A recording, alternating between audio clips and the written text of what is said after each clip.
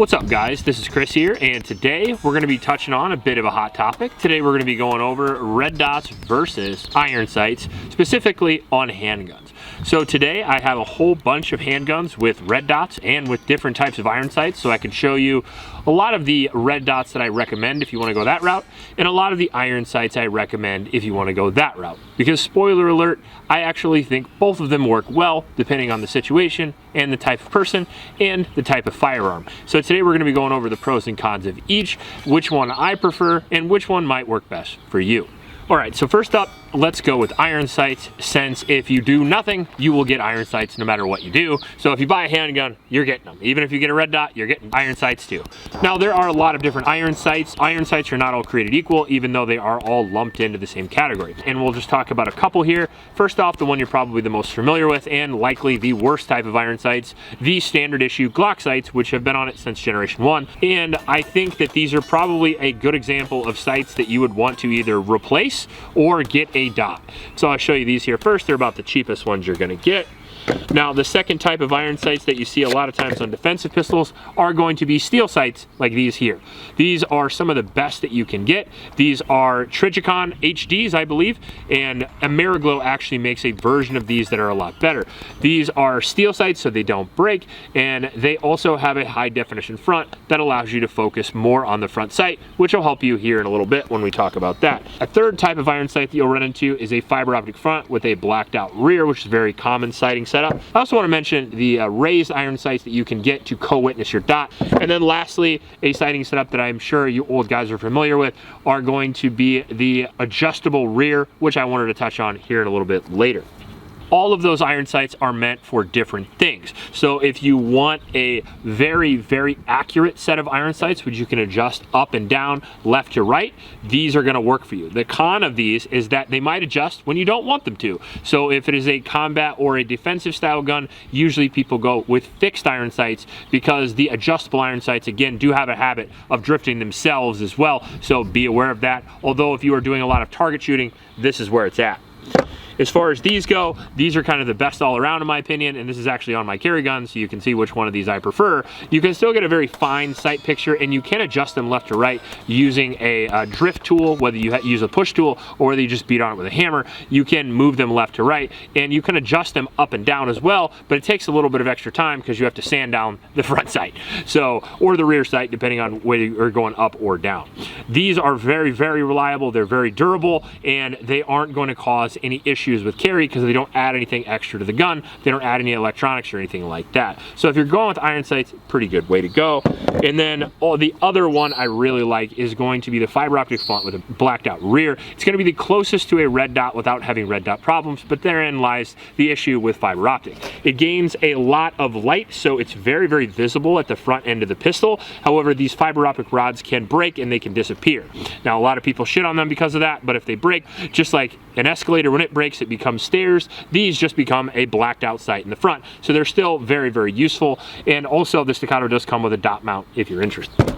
Now, as far as iron sights go, their pro is that they come with the gun generally. They are very, very durable, and they are low profile. So if you're going to be carrying the gun, it's going to be very unlikely that the bulk of the iron sights are going to bother you in any way.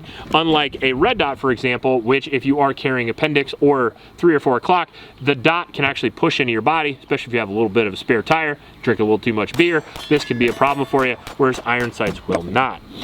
Also, iron sights are more durable overall because they're just a piece of steel where they don't have any electronics in them, and more likely to fail other than the electronics, which is what a lot of people talk on, is the plate system here. This is the Holosun EPS, great dot, don't get me wrong, but as you can see there, it has a set of screws that goes into a plate that has a set of screws. That is 4 failure points right there. 4 different screws that can either break, crack, or get stripped, and trust me, it happens. Even with quality dots, they ship the shittiest screws for some reason. So be aware that that is certainly a failure point that iron sights won't get. Now, iron sights aren't going to have quite as good of a sight picture overall, up close and fast or far away. And the reason for that is because in order to use iron sights, you have to focus on the front sight, keep the rear sight out of focus and keep your target out of focus, which is difficult to train yourself to do and difficult to train yourself not to do if you get into a dot later. But more importantly, it's difficult to do under stress. If Michael or Freddie come into your house and they have a big old kitchen knife, you're going to be looking at them, and it's very, very difficult to focus on the front sight. Luckily, up close, most people intuitively shoot anyway, but it is certainly a con of iron sights, and dots are much easier to do. Now, another great thing about iron sights is that not only they are free most of the time, but if you want to upgrade the iron sights, they're usually only about $100 for a quality pair like this. Whereas if you get into a quality red dot, you're going to be paying $300 to $400 to even $700 in some cases. So the advantages of the iron sights configuration are that it's durable, it's reliable, it's low profile, it's relatively affordable, and you have a lot of options to choose from, whether you want different colors like orange or green, maybe a fiber optic, or something adjustable if you want to go out to long distance. Another big pro of just having iron sights on your gun is the ability to run the slide without shit in your way. Sometimes on small pistols, things can get very, very crowded. Even on this M&P, which is just a compact, you can see here we have a lot less opportunity to get access to the slide. And most of the time, that makes people want to run the slide with the optic. Now, your optic should be able to do that, but the likelihood of you causing a failure in the dot or the screws, as I mentioned earlier, by doing this consistently is much higher than you not doing it. So usually when people run dots, they often go forward of the slide or they pinch at the rear, but it doesn't allow you to get a hold of the slide quite as well as something like an iron sight pistol where you can just grab the slide and rack it. Now let's go over to red dots, and we'll talk about a couple of the red dots I prefer, a couple that maybe I don't prefer, and maybe some in a couple different price points. So first off, let's go with little carry dots like the micro dot. The micro dot that I prefer is the EPS carry. This is a hollow sun dot.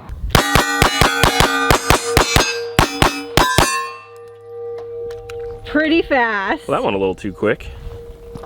And I really like that it's enclosed because it's really hard to get stuff in there. Another thing that can be an issue with dots is getting stuff inside your dot that obscures your vision, although there's lots of techniques to deal with this even if this happens to you, like shooting with an included eye and things like that.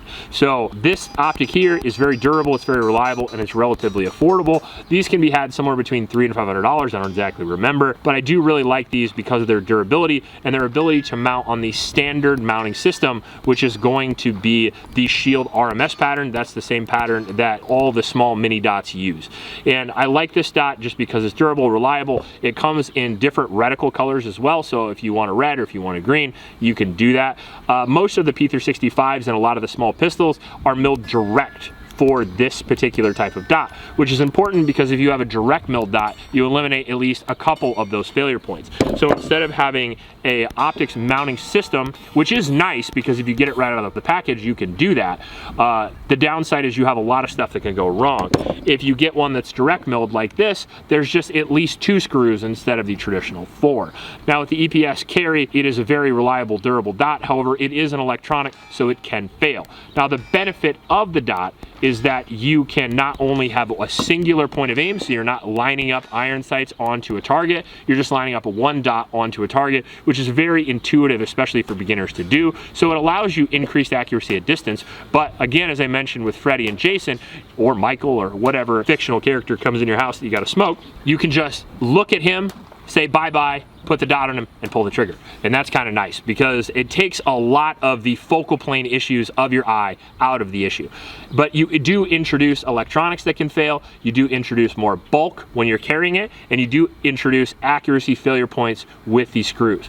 Now, one of the ways that you can mitigate that is use high quality screws, and you can also use witness marks, whether that be with a paint pen or just scratching some marks on there with a knife so you can tell if your screws are coming out. Now, one of the main dots that I run and have for a very long time and would absolutely recommend is going to be the RMR Type 2. I've been running this optic for a very long time. I had one right as they came out, and I think I have somewhere in the area of 10 of these guys now. And yes, I buy them. I just really like them. The RMR is the standard pattern for larger frame guns, whereas the Shield RMS is generally the standard pattern for the smaller frame guns. And most guns that come with an MOS system will come with a plate for an RMR. And most guns that come direct milled will just be milled right away for an RMR, and if you want to use something else, you have to use an adapter plate. That's how popular the system is, and that is very specifically because of this dot.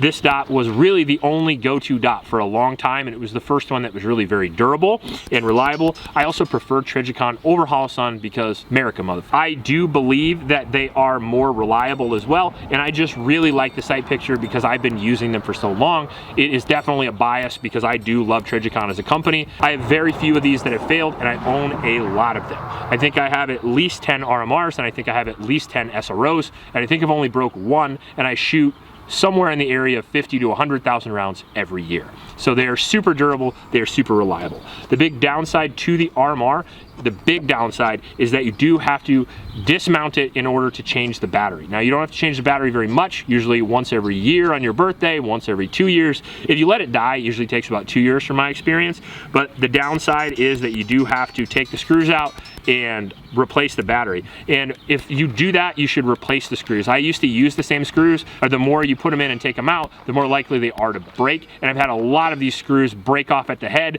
and then my dot's just kind of shaking around. Now to mitigate some of those issues, you can just run co-witness iron sights. So if you do have some sort of problem, you can switch to the iron sights. Now people would say you can only do that if you can see through the optic, and I would argue that you're sort of right and you're sort of not. Out to 15 yards, you should be able to intuitively shoot anyway, in my personal opinion. And on top of that, you can use the bending aiming concept if you have to, shoot with both eyes open. If you can see the dot with your right eye and you can see the target with your left, you can superimpose and you can make it work. Another dot that I really like that's also from Trijicon is going to be the SRO. I mean, if you watch my channel, you know that because they're on literally every freaking gun that I shoot. They're the larger windowed version of the Trijicon. They run the same pattern as the RMR, which is why I really like them, because if all my guns have RMR cuts, then I can put this one on as well. These aren't quite as durable as the RMR. Like if I take this guy and just beat it off the fucking table in front of you here, it's not going to break. If I drop this one off the table, it probably won't, but it might. So keep that in mind, that these are a little bit less durable, and if you're going to run one for self-defense use, I would probably run the co-witness iron sights. If you're buying dots today, honestly, they shouldn't break and they should outlast the cycle of the gun, or at least the recoil springs in the gun. And they should certainly outlast the amount of time that you need to change the battery. Now the SROs, I do change once a year. However, they do have a top loading battery, so it is easier to change. Now, when we get back to the Holosun, they do have the bigger Holosuns as well. They also run the RMR pattern, except for the EPS here, but they do come with an adapter plate, so they still work. However, these I would consider are a little bit more durable to the elements because it's a little bit harder to get snow and mud inside there like you would here. Although people say these are the most durable optic, I disagree. I've actually had 2 of these break, so they're about $300 to $400, but they do break occasionally, much less than other optics. However, iron sights break less than that, so keep that in mind. Now these, the advantage to these is that they have a side loading battery port, so you don't have to take these off to change the battery, just like the SRO, which is cool. However, the RMR is made in America, and it is a little more durable in my personal opinion, and it looks cooler too. Lastly, I wanted to go over this as far as optics go. This is the RC01. This is the Trijicon's version of the enclosed optic, which is the single most durable optic I think money can buy. I put this through the most stringent optic test I've ever done, including stuff that you would literally never do to your gun, like drag it a quarter mile behind a truck at 30 miles an hour. And it's not only worked, but it didn't even lose zero. So you can buy optics that don't break. They're just very expensive. This optic, the reason why I only have one of them is because it's $700. So be aware that it's going to be as much or more than the gun you put it on, whereas a quality version of iron sights that are just as durable are $100. Now dots give you that solid 1 point of aim at distance. They give you that threat focus up close. You also don't have to change focal planes in your eyes to use them, which is very nice. They can become a bit of a slide racker, but they also can cause problems because they do have failure points like screws and electronics. So I just wanted you to be aware of that when you buy them, that really the cons of these are going to be possible issues and cost, whereas the pros of them are you're going to get some increased benefit depending on the person. I very rarely find people that shoot iron sights better than dots, but I do find a lot of people who prefer iron sights over dots, usually because of the bulk of carry and usually because of the possibility of failure. So I don't think there's really any way that you should go. I think that it's just really up to personal preference, especially for me. I actually have 2 versions of this shield, one I carry with a dot and one I carry without a dot, and I can shoot them about the same. That being said, I have a lot more rounds on iron sights than most people, especially these days, and I do see the benefits, although most people in this generation don't. I actually really like them.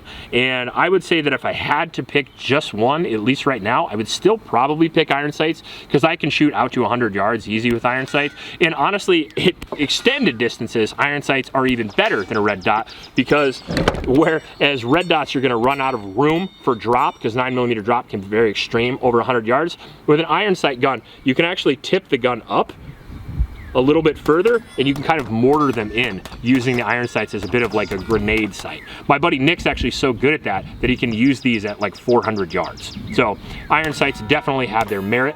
And honestly, if you're in between, you can always just run them both. You can run the co-witness iron sights with the dot, and if you have any problems, you can run one or the other. And it makes you look pretty tactical. If I forgot anything in this video, make sure to leave it in the comment section below, because I might have done this off the top of my head. I had some notes, but I didn't read them. If you want to see any other videos like this, let me know in the comment section below. Please like and subscribe. Please support Oklahoma shelters, and remember to recycle. I'll check you later.